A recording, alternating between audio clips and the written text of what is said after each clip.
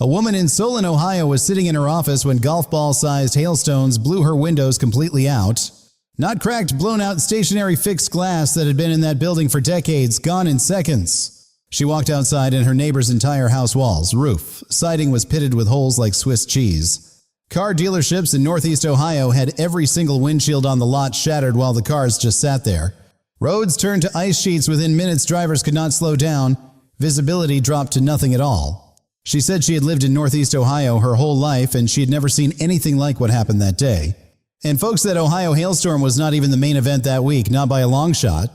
Think about Bob Simmons, a retired electrician in Indianapolis. He watched the Ohio storm radar and said it looked like war. The April 17th tornado outbreak has now been updated to 54 confirmed tornado reports filed across the Midwest. Nearly 750 combined wind, hail, and tornado reports in a single day, one of the most active days on record. 2 EF3 tornadoes confirmed in Wisconsin alone, one near Cream, one in Marathon County near Wausau. At least 28 tornadoes surveyed and rated so far, and NWS survey teams are still out there counting right now. 8 people lost their lives in Wisconsin, Michigan, and Oklahoma, and 29 others were injured. In Union City, Michigan, an EF3 tornado swept 2 homes completely off their foundations, 3 people killed. In Beggs, Oklahoma, another EF3 tore through homes and businesses, 2 more people dead, the town left in pieces. In Rochester, Minnesota, traffic cameras caught tornadoes live on video. Entire rows of homes were missing roofs by morning. Marion, Minnesota had roughly 30 homes damaged or destroyed, all from one system on one Friday night. In Belton, Missouri, the police chief held a preparedness briefing before the storm arrived, and that decision saved lives. Several minor injuries in Belton, but the community preparation kept the death toll from being far, far higher. Now here's what should stop you cold. That same pattern is already reloading for another round this very week. Think about retired farmer Dale Simmons in Abilene, Kansas. Thursday is already circled in red on his calendar. He told his son, "We just got hit Friday. The same machine is reloading, and I am not going to be caught off guard again." Dale has got the right idea, and I will tell you, if you live anywhere in the Central States, that is exactly the mindset to have. The brief cool break we have right now, Monday, Tuesday, is real, but it flat out does not last. High pressure builds Monday through Tuesday and gives millions a 1 to 2 day window before everything reloads again. Right now, wind chills are down into the single digits and teens across the northern plains and upper Midwest. Ohio is sitting under 30 degrees for wind chill snow showers possible over Michigan, Ohio, and the Northeast today. Tornadoes Friday, snow Sunday. That is this spring in a sentence, and nobody should be surprised by it anymore. But here's the thing, by Tuesday afternoon, temperatures across the Central Plains will be back up into the 80s just like that. That rapid warm-up combined with Gulf moisture surging back north is exactly what loads the atmosphere for Thursday. Get this, the low-pressure system arriving Thursday is expected to deepen down to around 987 millibars at its core. That is a very strong surface low for mid-April, and when isobars tighten up like that, powerful destructive winds follow. Wind gusts from Texas through the Midwest on Wednesday could hit 50 to 60 miles per hour before any storms even fire. Those pre-storm winds also mean elevated fire danger in Kansas and Texas. Plumb dry out there right now, no two ways about it. Wednesday is when isolated severe weather begins. I am watching North and South Dakota first for this one. Large hail is the main Wednesday threat across the northern plains. An isolated tornado cannot be ruled out either. But Wednesday is just the warm-up. Folks, Thursday is the day that has every forecaster's full attention right now. On Thursday, instability across the Great Plains is going to explode. The atmosphere is loading up like a cannon. The most dangerous rotating thunderstorms will fire across Minnesota, Iowa, Kansas, and Nebraska Thursday afternoon. These are the storms that produce the worst kind of damage, long-track tornadoes that stay on the ground for miles. The bullseye right now runs from Oklahoma City through Kansas City all the way through Des Moines, all hazards on the table. All hazards means destructive straight-line winds, baseball-sized hail, and a genuine tornado threat all at the same time. If you live between Dallas and Kansas City, you are on the fringes right now, but you need to be watching this one. If you live in Oklahoma City, Kansas City, or Des Moines, go ahead and mark Thursday on your calendar right now. And this risk area is going to grow. Forecasters expect it to stretch further north and east as Thursday gets closer. Wisconsin, Minnesota, and Illinois do not relax just because the initial bullseye is further west. This is coming your way. Now let us talk about something that people often forget when they hear about severe weather, and that is wind shear. Wind shear is simply the difference in wind speed and direction between the ground and thousands of feet above it. When wind shear is extreme, a regular thunderstorm stops being just rain and starts becoming a rotating killing machine. Wind shear on Thursday is forecast at extreme levels, the kind that keeps rotating storms organized for hours on end. A long-track tornado stays on the ground for 30 miles or more, not skipping, not lifting, just grinding everything flat. Every mile that tornado stays down is another farm, another neighborhood, another town in its path.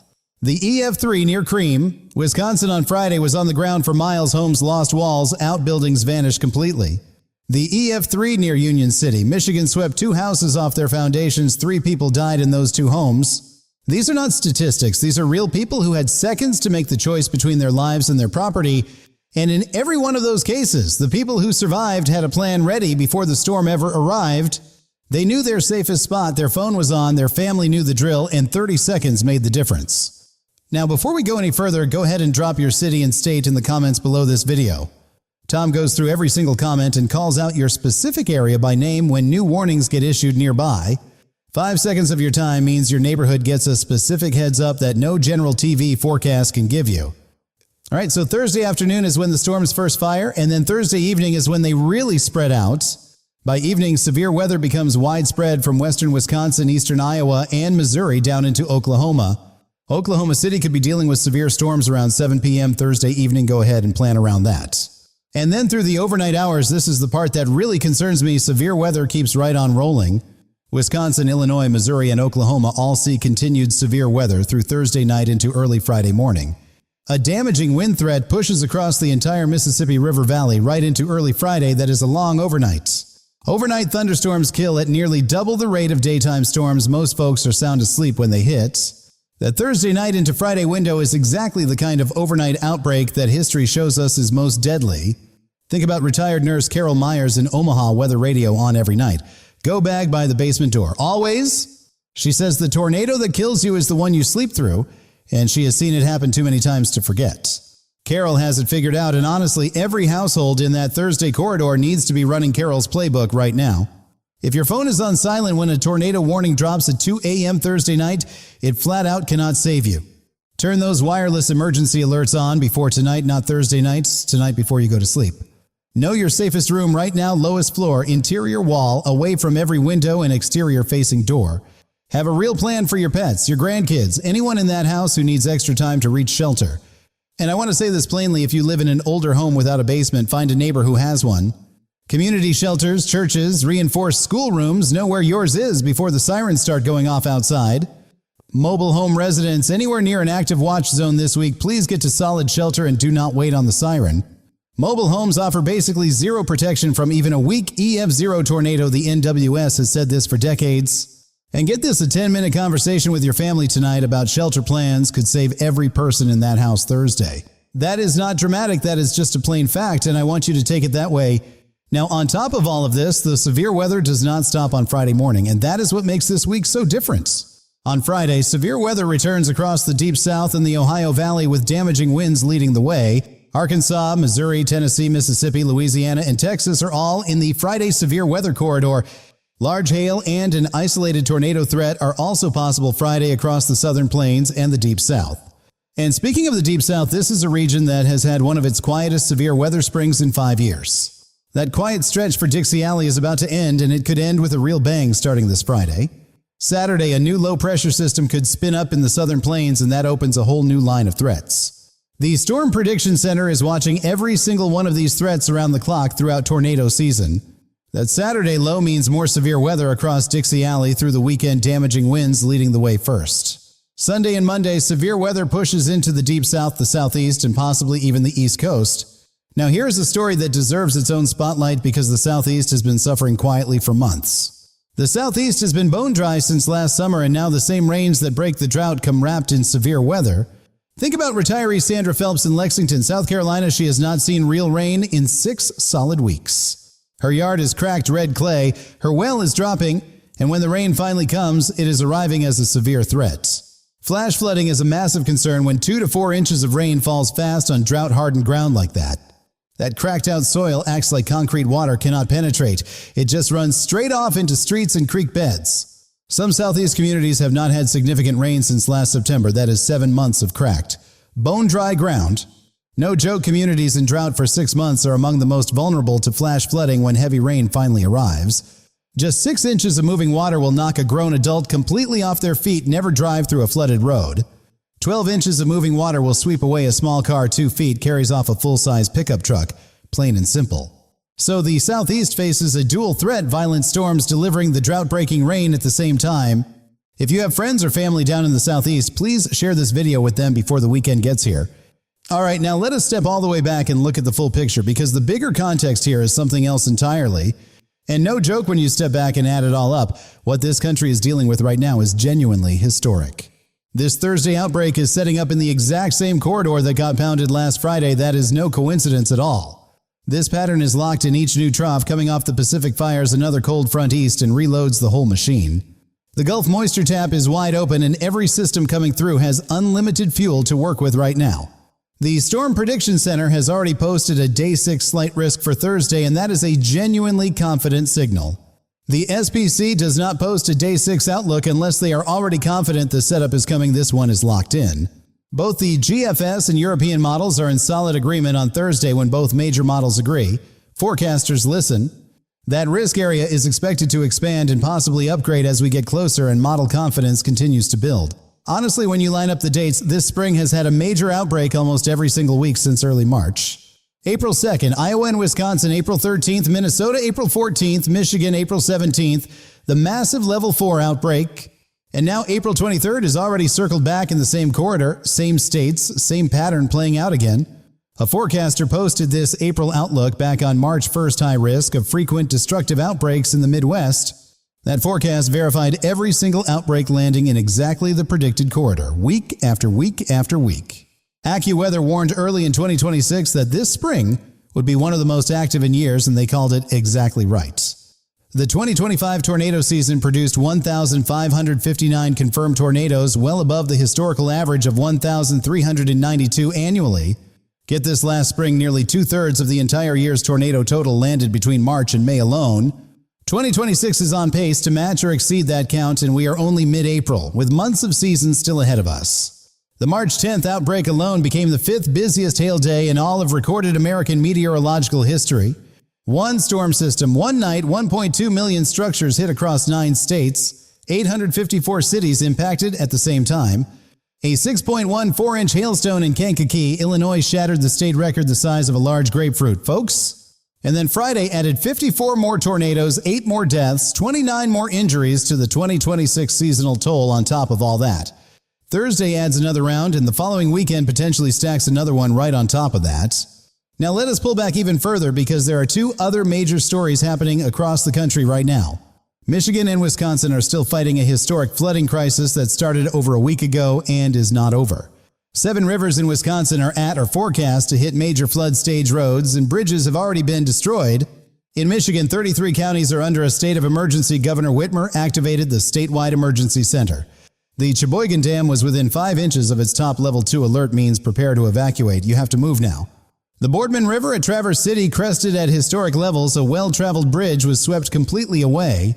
And honestly, when you see floodwater with snow still on driveways underneath it, you understand the scale of what happened. Drone footage of Sheboygan showed entire neighborhoods under water snow still visible on driveways beneath the flood. In Janesville, Wisconsin, 11 residents had to be evacuated from flooded homes as city crews scrambled to reach them. Swamico, Wisconsin rescue crews pulled 3 people from a flooded house and recovered a school bus swept by floodwater. In Milwaukee, cars were stranded in high floodwater on the highway. A woman and child pulled from a submerged vehicle. Menominee County declared a local emergency, roads and bridges destroyed. The Menominee River Dam activated its emergency plan. That river was forecast to crest at 20 feet, matching a record last reached in May of 1960, over 60 years ago. That is what major flood stage means in plain English: people leaving their homes, roads gone, towns cut off from help. A train derailed in Rock County, Wisconsin. When floodwaters undermined the tracks, the crew had to be rescued. Some areas of northern Michigan have already recorded their wettest spring in history, and more rain is still possible. Meanwhile, and this is the part that honestly does not get enough coverage today, the fire weather crisis rages on. 89% of Texas and 99% of Oklahoma are in drought right now, year 6 of the same relentless, grinding drought. Think about rancher Frank Hollister near Amarillo. He watched 3 fence lines ignite from a tractor spark last March.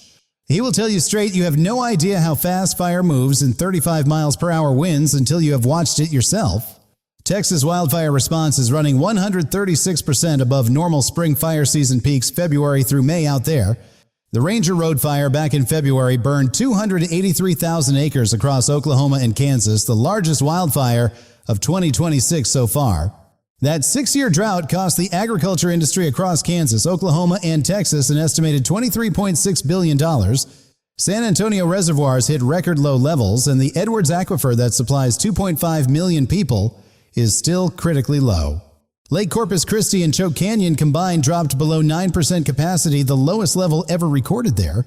Fuel dryness across the Texas Panhandle is at the 90th percentile right now, plumb dry and ready to go up instantly. No outdoor burning from Amarillo to Dodge City, not today, not this week, not until conditions completely change. And speaking of the Southeast drought, 100% of North Carolina and 99.95% of Virginia are in drought. Georgia, North Carolina, and South Carolina have had their driest September through March since records began in 1895.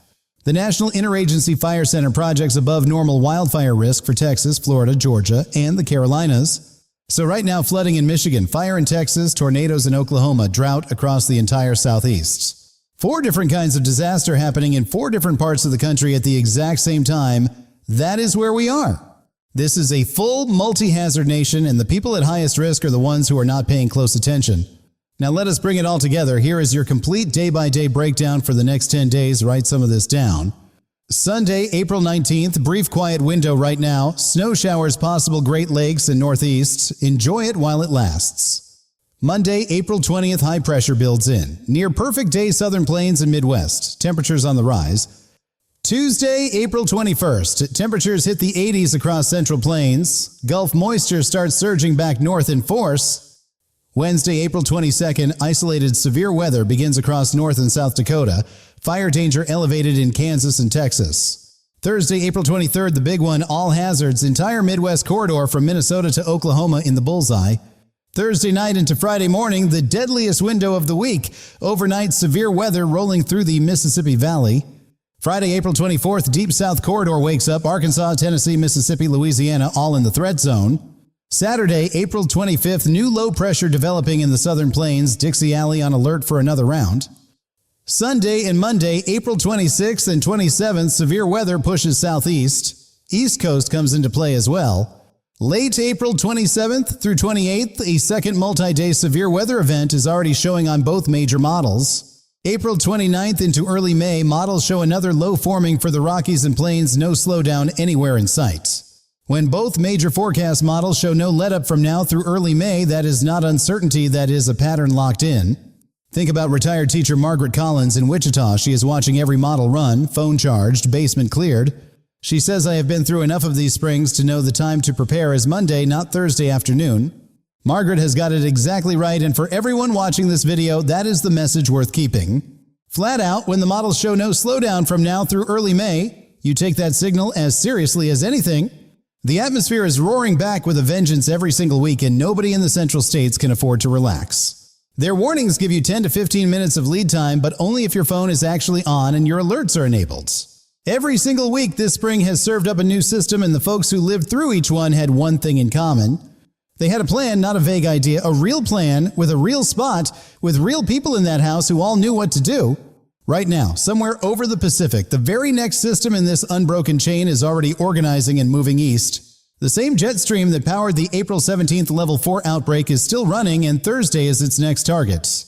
Honestly, this is not a season where you check the forecast once and figure you are covered for the week. It does not work that way. The people who make it through seasons like this are the ones who had a plan ready before the sky ever turned green. Not after the sirens started, not when they could already see the wall cloud right now, while the sun is still out. The Thursday outbreak will be survivable for everyone who prepares and catastrophic for anyone who waits on the siren. So here's what you need to do today. Check your local forecast for Wednesday, Thursday, and that Thursday night window. If you are in that corridor, Iowa, Nebraska, Kansas, Missouri, Oklahoma, finalize your shelter plan before you sleep Wednesday.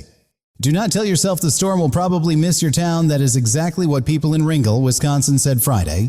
That is what the families in Union City, Michigan said right up until entire homes were swept off their foundations. And think about where this all started. Golf ball hail punching through Ohio car windows, 54 tornadoes, 750 reports, 8 lives lost.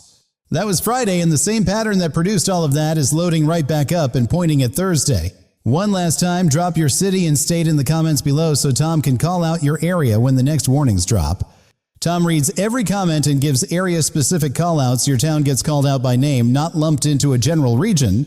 No two ways about it, 5 seconds of your time down in those comments could mean a specific warning lands in the right hands. If this video helped you understand what is coming this week, share it right now with someone you care about in the Central States. This information only saves lives if it reaches people before the storms do, and that is on every one of us together. Stay weather aware out there, keep that phone charged, keep those alerts on, and we will catch you in the next update, folks.